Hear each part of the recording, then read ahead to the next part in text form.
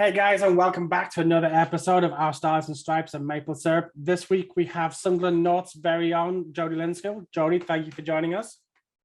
No probs. Happy to be here. All right, so we're getting off on a good step today. Unfortunately for the charity bet, there is no money going into the pot for the Bradley Lowry Foundation. I had a 1-0 win. Justin had a 3-0 win. We both screwed that one up as Sunderland won 5-1 today against Cambridge United. So first thoughts on the game? First thoughts on the game, well, it couldn't have kind of gone any better really, could it? Perfect start. I think it was a harsh sending off so early on in the game. But what we wanted was a win. And past that, what we wanted was an improvement in our goal difference, which could potentially have helped out towards, the last game of the season. So pleased, yeah, it was a solid performance from everyone.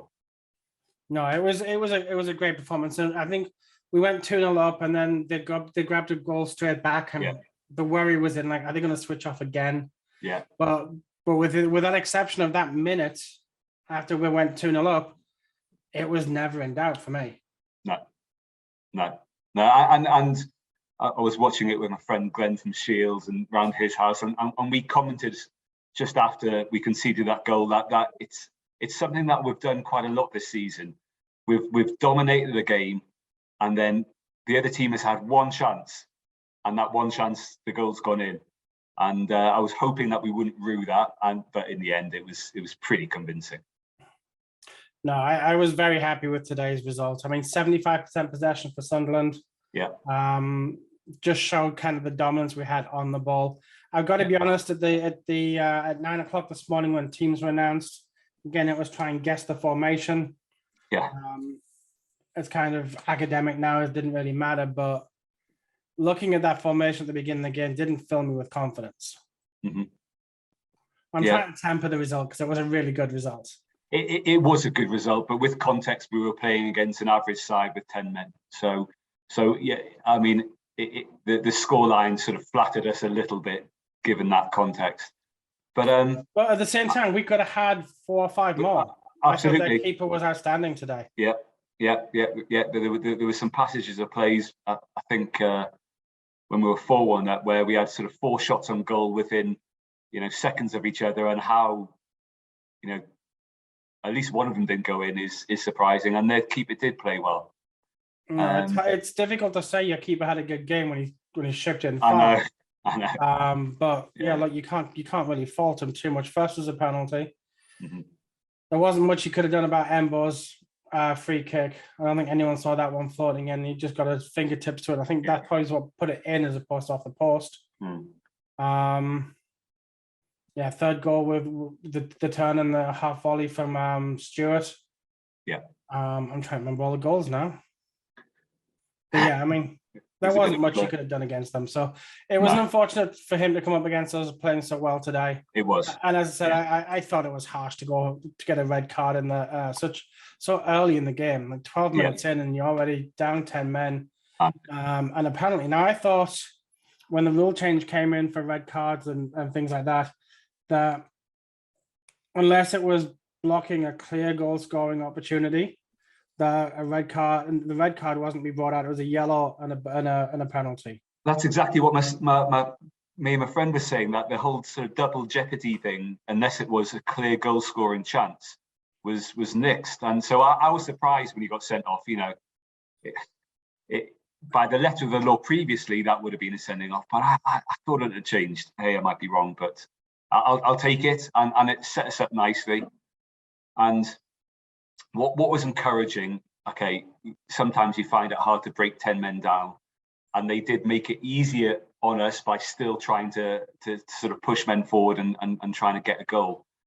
But the way we managed it, the way we played, Gooch, who has been a little bit vilified over the past, couple of months, had a pretty solid game. He was really good. I think for me, Gooch was our man of the match. That's who I picked. It was encouraging to see Luke O'Nien play well. Your favourite man, Corey Evans, played okay. I gotta be honest, there wasn't. I don't think I saw enough of him today to complain about him. Yeah, okay. Which is the difficult thing. I mean, again, I'm not a fan, as we know, but I'd noticed that before. Yeah, he wasn't at fault for anything today. No, he wasn't, and nobody really put a foot wrong. Patrick Roberts grew into the game a little bit. Ross Stewart scored a penalty, which was important, but more importantly than that, a goal from open play, which I think he really needed, because we get Ross Stewart firing going for the last 2 games, and then if we make it the playoffs, then there's no one better in the league. So I was really encouraged by it, and we got Pritchard back. The only slight downside was seeing Winchester come off. We'll find out more about that later. I think Winchester's looked like a groin injury. It did, yeah. He was. But he didn't seem to be limping too badly as he came off. So hopefully, it's not too bad. I don't know if the press have said anything about Winchester's injury and whether he's expecting to be out. No, I haven't seen anything. Yeah. The Echo's fantastic reporting are just saying upper leg muscle injury. But the good thing is Callum Doyle came back in the team after that. Yeah. And he looked as good as he did at the beginning of the season when we were over the moon with his signing. So yeah. And if he persists with the sort of 3 centre backs and then Gooch and Luke O'Nien or someone like that playing as sort of wing backs, then Callum Doyle fits in there seamlessly. If you go to a 4-4-2, we've got Hume on the bench, you can play right back. So I kind of think we're okay. What was the reason that Sirkin was out? Because I saw injury, I saw I didn't see anything. Cards. Okay, I've got to be honest, I didn't see any reason for Sirkin not playing. Yeah, I was sure. It took me a little while of looking at the squad and realizing that he wasn't in there. Yeah. But yeah, all in all, you can't be anything but pleased with a good performance. 5-1, improving your goal difference, 28 shots on goal, 11 shots on target. 11 of those we should have probably converted a couple more. Just looking at the stats now, 648 passes, 75% possession, 88% pass accuracy. It tells a pretty picture. And no bookings. And yeah, exactly. And going into 2 important games, I always say when you're going into the playoffs, and it looks like we will if we do make it, it's the teams on form that are the ones that are likely to do well and progress and hopefully go up. And historically, we haven't. We've been finishing 3rd, and we're the ones disappointed getting into the playoffs. But we're what, 11 games unbeaten right now? Yeah, and we look solid. Yeah, well, look, as we're hard to break down. I mean, with the exception of Shrewsbury last week, nobody scored 2 goals against us since MK Dons beat us in February. Yeah. But look, I think the thing that worries me right now is which team's going to go up with Wigan. I think if you look at it from a Sunderland's point of view, I think I'd rather play Rotherham twice than Milton Keynes twice. Yeah. Well, if we're going to if we say we're going to do well, then I think it's going to be I'd rather play Rotherham at Wembley than Milton Keynes Dons. Mm-hmm. Listen, they're all good teams who at any point in the season have looked really, really good. Rotherham fallen off a little bit with 2 wins and 5, 3 defeats. MK Dons, 2 wins and 5, 2 defeats. 2 wins and 5, exactly. So Plymouth have drawn a few games and only won 1 and 5. So yeah, you've got to play one of these teams and you've got to beat 2 of them. The dream scenario, and we joked about this before we came on air, the dream scenario is we beat Rotherham 5-0 on Tuesday night, and then we beat Morecambe by whatever it takes. Yeah. And then Plymouth do us a favour on Saturday and beat MK Dons. Yeah. And then we're up on goal difference with 86 points. So it always cracks me up with Sunderland fans because we're this like unique dichotomy of like eternal optimists and excessive pessimists all at the same time, and we kind of flip backwards and forwards depending on the result of the day. So Yeah, that's possible. That unlikely, but it would be nice. It would be unlikely, but nice. But yeah, I mean, looking at the team, thank you for your cat's ass. She's in every meeting at work as well. So yeah, her ass is famous. Yeah. Okay, so I mean, look, the question is which of the three teams below us, and I'm hoping it's the three teams below us, is going to miss out. You're looking at Sheffield, Wickham, and Plymouth. Now, Plymouth have got MK Dons at home. Sheffield are home to Portsmouth, and Wickham are away to Burton. Yeah. For me, I would say it's probably Plymouth miss out, but then I had Plymouth losing today. Yeah.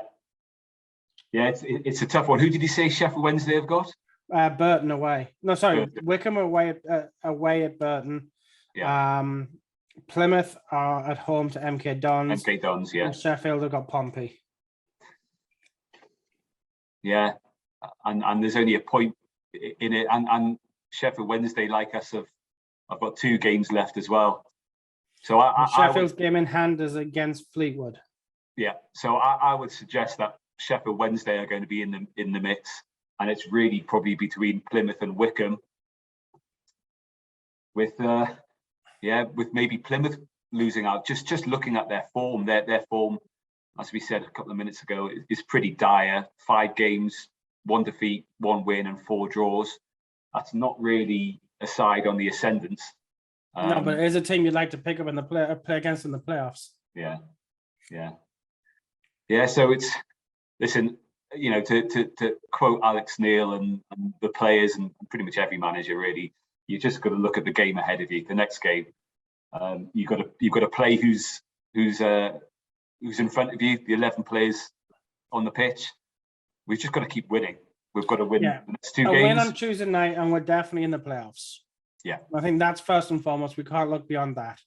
Yeah. I mean, if we assume that Sheffield are going to beat Fleetwood, then Morecambe's still under threat of relegation come Saturday against us, which is not fun. Yeah. What's not fun either is it's early kickoff as well, so it's a 7:30 kickoff. Yeah, 5:30 if you're Mountain Time. Yeah. So let's ask that question then. How does a guy born in North Sunderland end up in Utah? It's a relatively long story, so for the sake of this podcast, I'll shorten it a little bit. I was in Las Vegas with some mates on a stag do. Bumped into some girls in a club. One of them actually fell down the stairs. We laughed at them. They got offended. We bought them some drinks, became good friends with them. They were some nurses from Salt Lake City, came to do some snowboarding, and it was one of their best friends that I ended up marrying. And moving back to England, she missed her parents 3 years ago. We came over here, and hence why I'm sat in front of you now with my Utes hat on. Your Utes hat, and they are. That's the University of Utah. And what sport is that? That's football, American football. Yeah, I'm missing my professional sports franchises. Obviously, having lived in New York area for so long and now in Virginia, got nothing down here. Haven't you?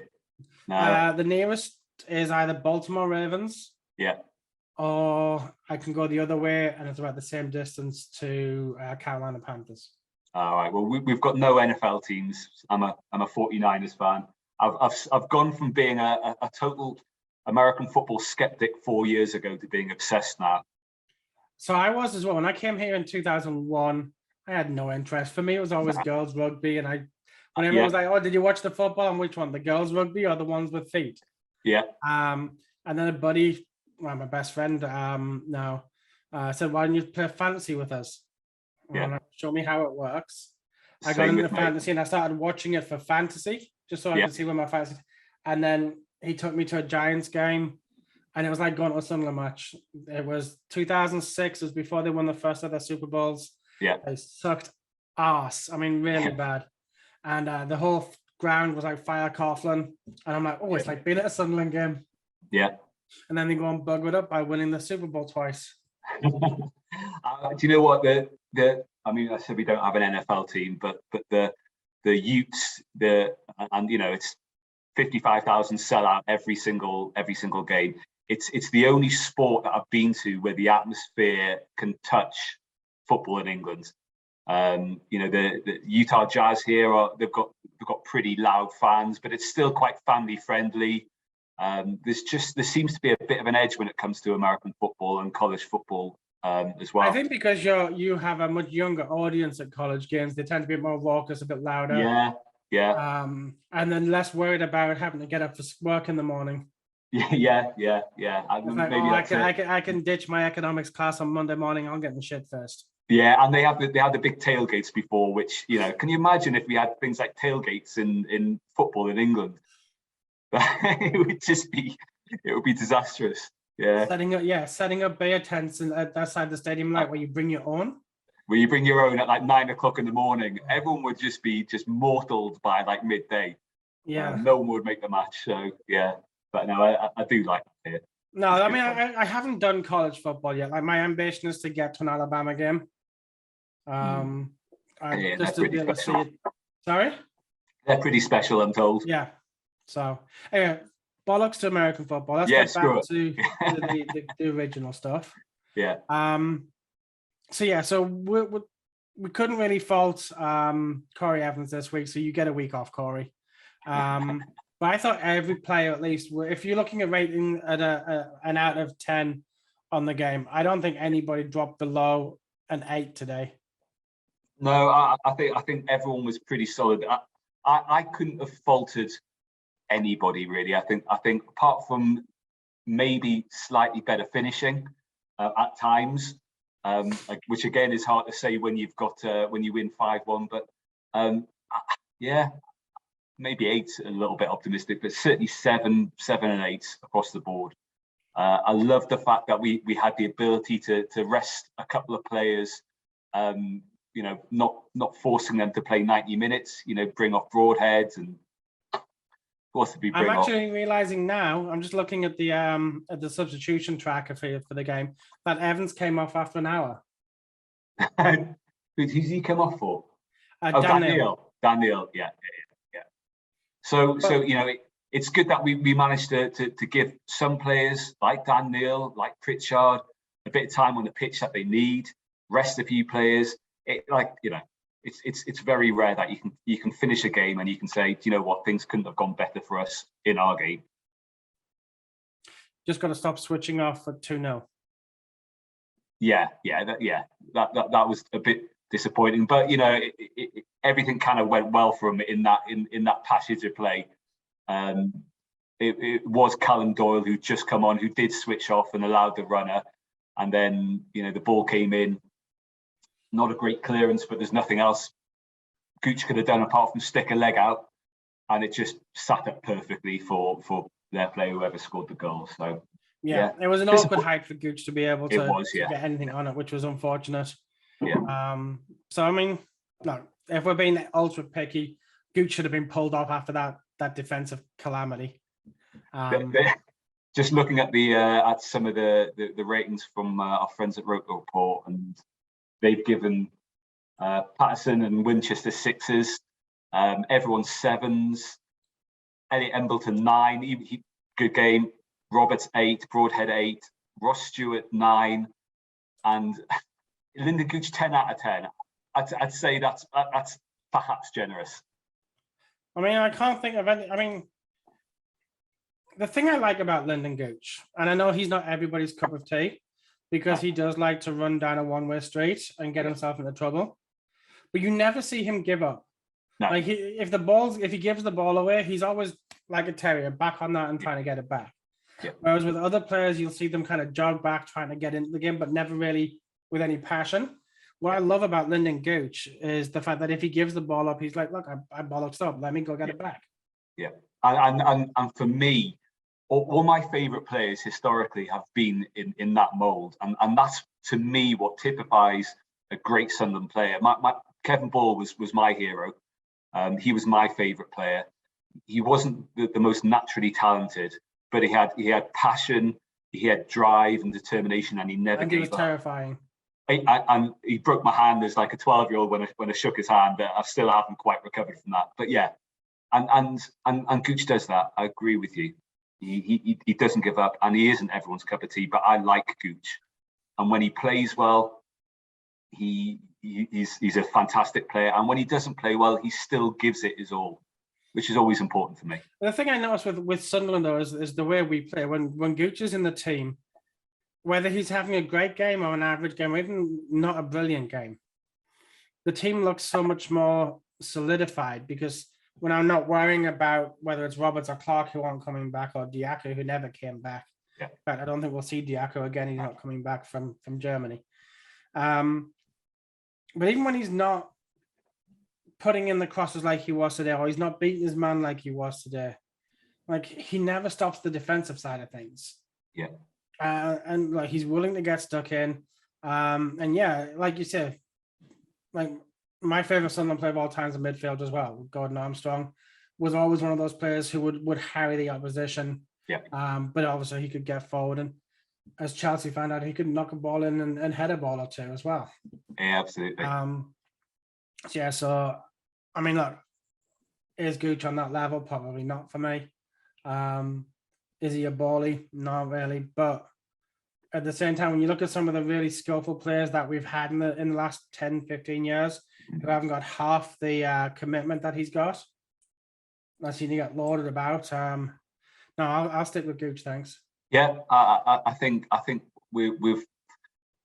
we haven't got a perfect balance by any stretch this year in terms of the playing staff, but we haven't got too many pure luxury players. You've got players like Gooch who will do some of the dirty work. Luca 9, who I think had a really solid game, and I'm pleased that he's back. I think he adds again a level of tenacity that we needed in midfield, and in this case, a wing back on the right. I think you need that to allow players like Broadhead and Clark, not obviously today and certainly not last week, because he had a terrible game last week, but Roberts as well, to get forward and supply your strikers. So yeah, people like Gooch and Luco 9 are a real necessity in our side, I think, and I think when we do well, it's partly because of that tenacity.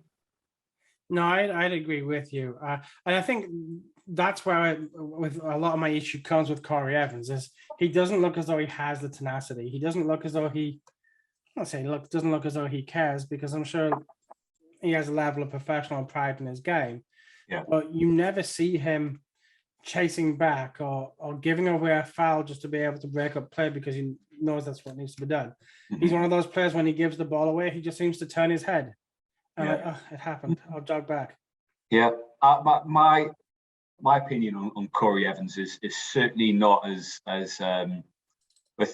I don't share 100%, but I understand what you're saying. There's you don't really see the crunching tackles. You don't see the passion. But he is quite tidy when he does what he does well. And I do think having that in front of the back three that we play, I think he does it okay. I'm okay when I see him on the team sheet. I'm still trying to work out what it is he does. Listen, Lee Johnston and Alex Neil seem to think that he does a good job, and they know. But you can't say what it is he does. I can't really. but I like what he does, and when I realise what it is, I'll tell you. He's very innocuous on the pitch, and I never notice him. I said, when you said he came off after an hour, I'm like, did he? I can't remember. But he must do something. I never see him do anything horrific, but then I never see him do anything spectacular. So yeah. I mean, look, I think my position on Evans is pretty well known now. I mean, and again, I watch him specifically when we're playing to see if I'm being harsh, because I don't want to be too harsh on a guy who hasn't deserved it.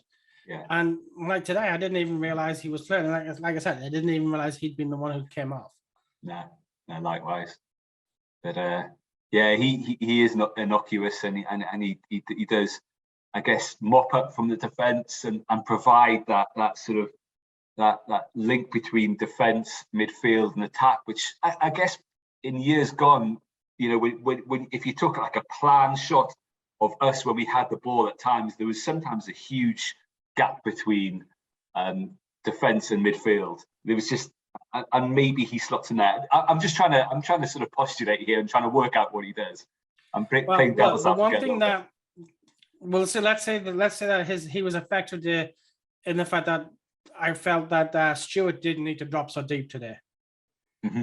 I thought we played well with Stewart on the shoulder of the defence. Okay, they only had one central defender because of the sending off. But I think that allowed Gooch and at times Roberts to really get out wide and whip balls in. And I've been saying this for the last month and a half, 2 months, that when you've got fast wingers who can cross a ball, Stewart's going to cause them problems all day. Yeah. And it looks as though Alex Neil might have caught the podcast during the week. So thank you, Alex. Yeah. But let's take a look forward for the rest of the season. We've got 2 important games as far as our promotion concerns are on Tuesday, with Fleetwood hosting Sheffield Wednesday, and obviously we have Rotherham at home. Mentally, I'm not sure whether playing Rotherham during what was the international break would have been better than playing them now. They've got 2 wins in the last 3, but only 2 in the last 5. Yeah. So I think we've got to look at winning that game. Absolutely. It's at home. We'll have 30,000 plus watching us. Yeah. A draw is not a terrible result by any standard, but I think we've got to win that one.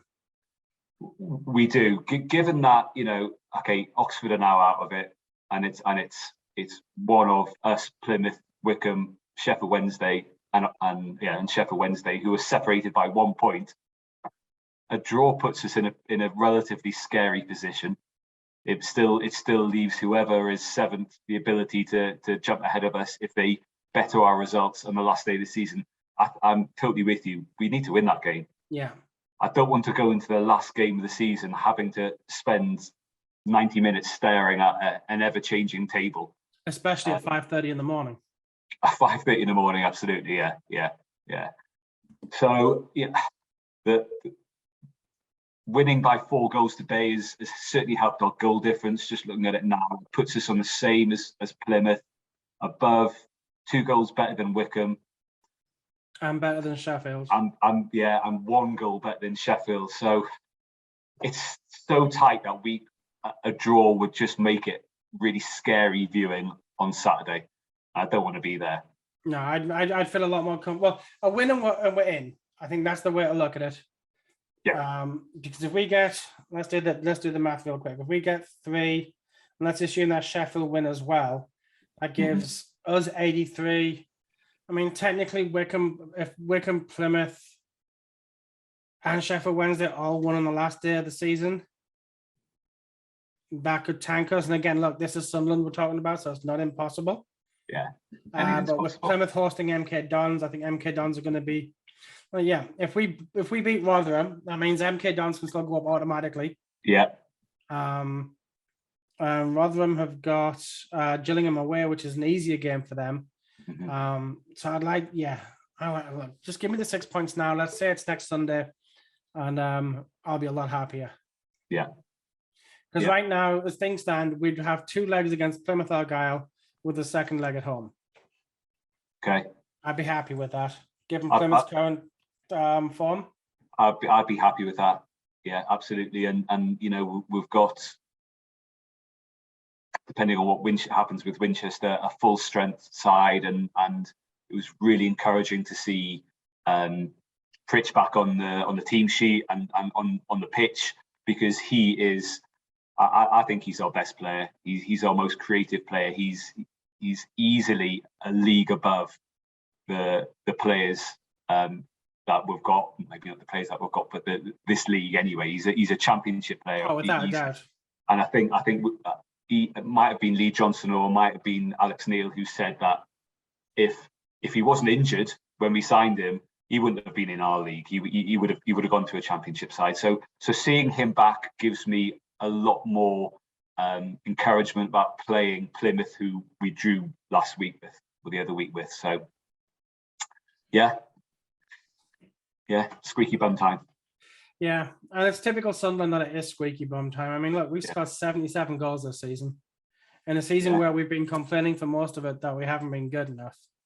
But I'll say that period of end of December through beginning into mid-February, where we conceded so many, we conceded 52, which, I mean, look, it's 10 goals more than anybody else, 12 goals more than anybody else will end up in in there. So it's unfortunate. It is unfortunate, and listen, you can easily look back and criticise, but it's happened. You know, at the time, and even now looking back, I'm frustrated that it took so long to appoint Alex Neil, because if he was available and we'd appointed him a couple of games earlier, we might be still looking at automatic promotion, maybe. But yeah, I mean, if he'd had those 2 games instead of Proctor and Dodds, and we'd been able to win those, we'd be tied for second place with 2 games to go. Yeah, but yeah, well, you know, then as they say, if a bull had tits, it'd be a cow. Yeah, absolutely. yeah. Oh well, at least have its own choice. You can't really tell them whether it's male or female these days. I know. Let's not go down that route. But look, so Saturday, let's just go through these. What I'm going to do, I've been doing the charity bet since we started. Okay. I'm going to give you the opportunity to pick the Sunderland score out with an exact result, but I'm going to throw a £5 accumulator on the top of the table games. So all I want from these 6 games is who's going to win. Okay. All right, Burton versus Wickham at Burton. Wickham. Morecambe versus us. Sunderland. Oxford, Doncaster. We don't really care about from an end of season thing, but they were there or thereabouts last week. Doncaster. I think Oxford are going to be despondent at losing out. And where are Doncaster? They're 23rd. They're 23rd. They can effectively still stay up, but they'd need to win by 20 goals.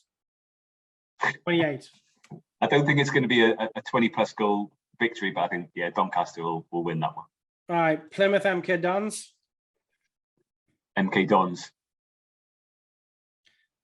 Sheffield at home to Portsmouth. I think Portsmouth might win that one. And Gillingham at home to Rotherham. Gillingham at 21st. Yeah.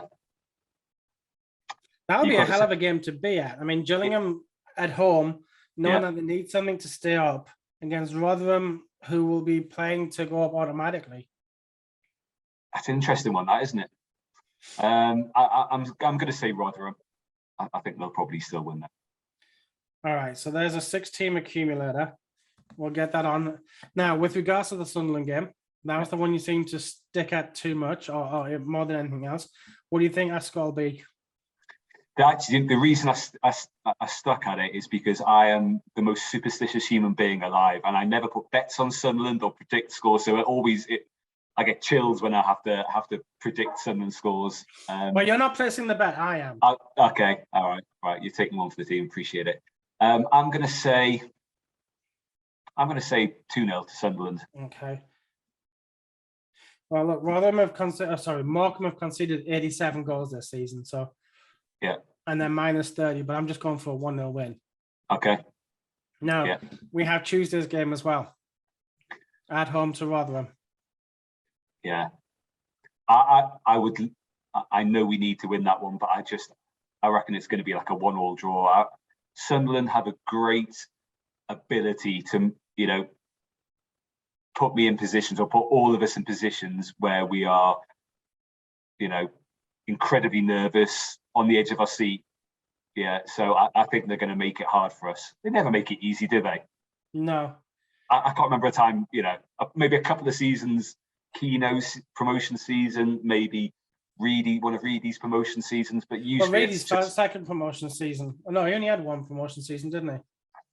He had one, and Mick McCarthy had one. Yeah. So Reedy's promotion season was 107 points. So that was the easy one. That was the easy one. Yeah. But we were talking with who do we have on? Stephen from he's in Taiwan right now. Mhm. And we were trying to work out when the last time Sunderland had nothing to play for at this stage of the season. And I had to go back to the 90s under Buxton. Yeah.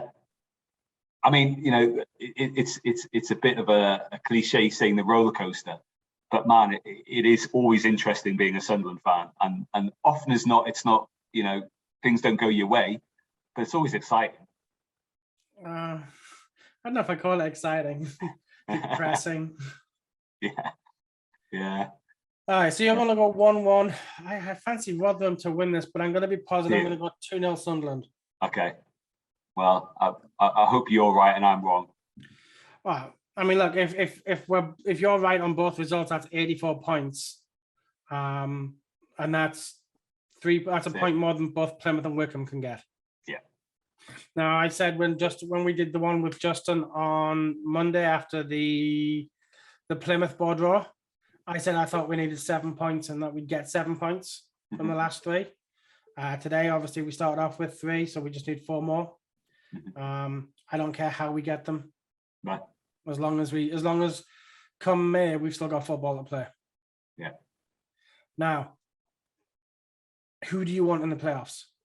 Assuming that our scores are correct and we're in the playoffs, and obviously touching wood because this is Sunderland, that we have. I think you got to accept that. Do you want to see Rotherham or Milton Keynes Dons up as automatic? I think I'd rather play Rotherham, just given they're in different form over the past. I mean, I've only got the last 5 games here, but I know previous to that they weren't great because they were looking a shoe-in for going. Yeah, they were miles ahead of Wigan. Even Wigan, yeah. So they are having the sort of run that we had a couple of months ago.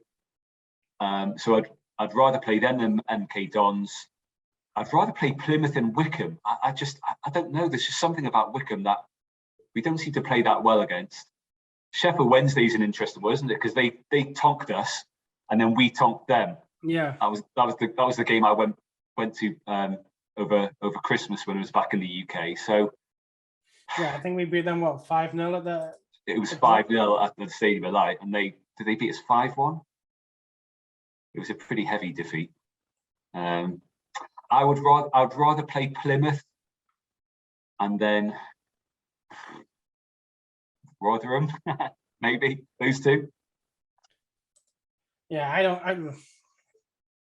I think looking at the top 5, or the below, looking at the 5 that'll be in the playoffs, and that is it Rotherham, is it MK Dons?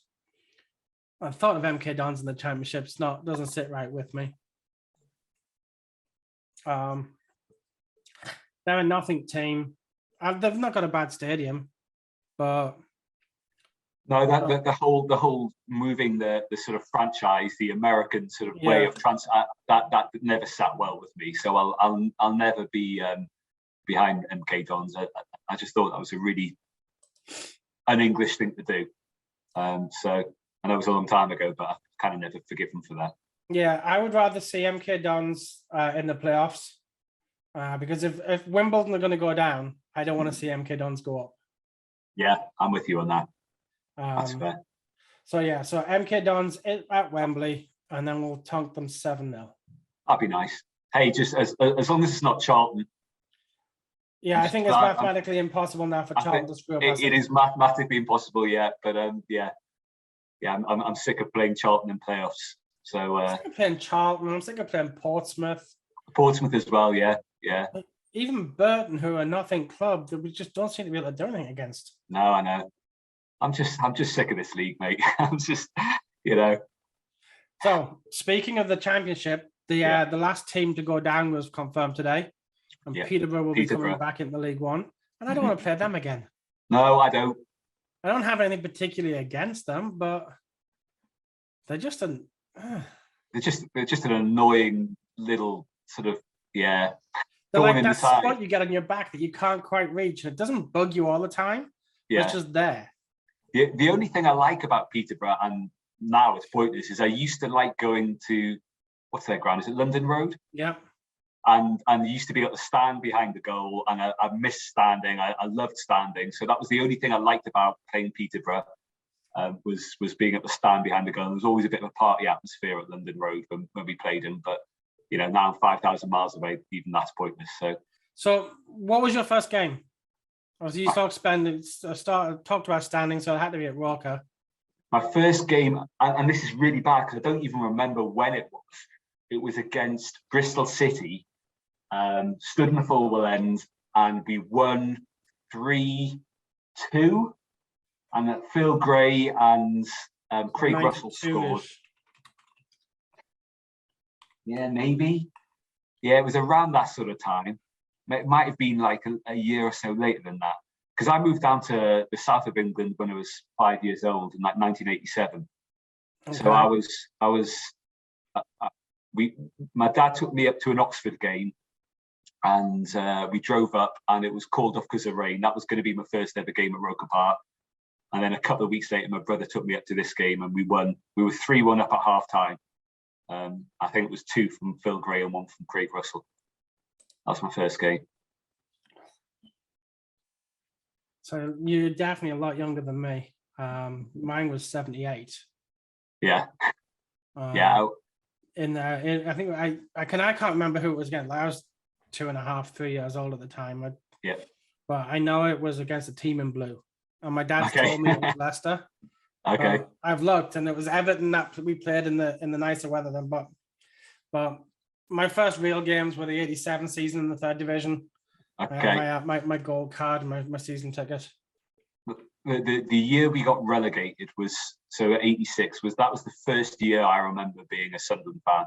That was pretty much my first year of actually following the team. My brother spent a lot of time indoctrinating me and making sure I was a Sunderland fan. And being born in North Sunderland, which unfortunately is Jesmond, Newcastle. He made sure that I had strips and knew what was going on and stuff like that. But yeah, that was the first year I remember. As he should, definitely. Yeah, absolutely. Yeah. Yeah. All right. Well, Jody, it's been an absolute pleasure having you on. Thank you very much for taking the time out from hitting your head into garage doors. Anybody who wants to see that, it's on his Facebook. It's pretty good. What a dumbass. Yeah. All right, guys, we will be back on Saturday of next week. We have a 7:30 kickoff my time, 5:30 kickoff for Jody, and 4:30 for those of us on the West Coast, which isn't fun. I'm still hoping to be down in Fort Lauderdale with the lads from the Sons of Liberty. But I'm still waiting on my house closing, and we just had to shell out an extra lot of cash on getting that to close. So fingers crossed. That's it. We'll be back next week for me and everyone here. Well, everyone here, it's just me and Jody. We'll see you all next week. Thanks, guys.